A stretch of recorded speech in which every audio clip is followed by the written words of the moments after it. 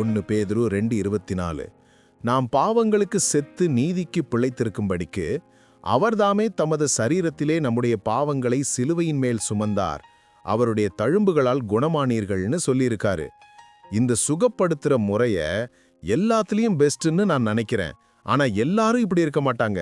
ஆனா நீங்க பாருங்க, இங்க ஒரு உறுதியான உண்மை இருக்கு. ஒரு உண்மையான ஸ்டேட்மெண்ட் என்னன்னா, அவரோட தழும்புகளால நாம சுகமாயிட்டோம். இந்த பைபிள் வசனங்கள் என்ன நிரூபிக்குதுன்னா, சுகம்ங்கிறது நம்மளோடது தான். அதனால அவரோட தழும்புகளால நாம சுகமாயிட்டோன்னு நமக்கு தெரியும். அதனால நம்மளோட பூரணமான சுகத்துக்காகவும் பூரணமான விடுதலைக்காகவும் நாம பிதாவான தேவனுக்கு நன்றி சொல்ல வேணும். நாம சுகத்துக்காக ஜெபம் பண்ணணும்னு அவசியமே இல்லை. நம்மளுக்காக வேற யாராவது ஜெபம் பண்ணணும்னு கேட்கணும்னு அவசியமே இல்லை. ஏன்னா நமக்கு தெரியும், இந்த வார்த்தையின்படி நாம அவருடைய தழும்புகளால சுகமாயிட்டோம் என்ன. கர்த்தருக்கு ஸ்தோத்திரம். இப்போ எல்லாருக்கும் அந்த ஞானம் வரல. நான் சொல்றத நீங்க கேட்டதுனால மட்டுமே அது உங்களுக்கு தெரியும்னு அர்த்தம் இல்ல. புரியுதா?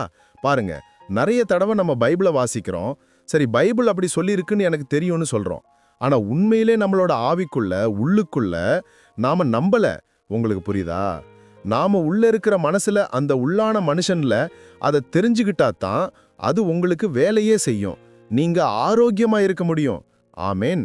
அதனால தான் நீங்க இந்த வார்த்தையை திரும்ப திரும்ப தியானிச்சுக்கிட்டே இருக்கணும். திரும்ப திரும்ப அதுல கவனம் செலுத்திக்கிட்டே இருக்கணும். ஸ்தோத்திரம். அது உங்களோட உள்ளுணர்வுல ஒரு பகுதியாகிற வரைக்கும் தியானிச்சுக்கிட்டு இருங்க. ஆமேன். அப்புறம் அது உங்களுக்கு உள்ளுக்குள்ள வாசம் செய்யும். ஸ்தோத்திரம். 1 பேதுரு 2:24 அவருடைய தழும்புகளால் குணமாக்கப்பட்டீர்கள்னு சொல்லியிருக்காரு. அப்புறம் நமக்கு இருந்த கஷ்டமோ வியாதியோ நோயிலோ எதுவா இருந்தாலும் அதெல்லாம் இயேசுகிட்ட வைக்கப்பட்டிருக்குன்னு நமக்கு தெரியும். அவர் அதை சுமந்துட்டாரு, நாம் அதை சுமக்க தேவையில்லை. நம்ம செய்ய வேண்டியதெல்லாம் இந்த உண்மையை நம்பி ஏத்துக்கொண்டு அங்கீகரிக்கிறது தான். ஹல்லேலூயா.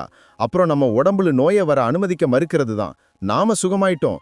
ஒவ்வொரு விசுவாசியும் தன்னோட சுகம் கிறிஸ்துவுக்குள்ள முடிஞ்சிருச்சுன்னு நல்லா புரிஞ்சுக்கணும்.